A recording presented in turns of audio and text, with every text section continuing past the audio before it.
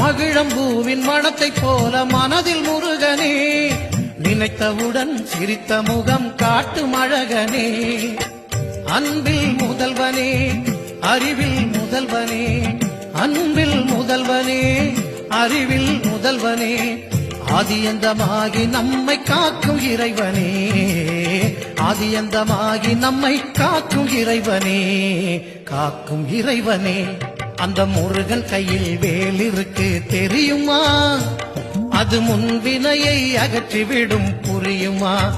வேலை வணங்கி வந்தால் கிடைக்கும் பலன் கொஞ்சமா, தாளை அணிந்து விட்டால் விதியும் நம்மை மிஞ்சுமா. அந்த முருகன் கையில் வேல் இருக்கு தெரியுமா, அது முன்வினையை அகற்றிவிடும் புரியுமா.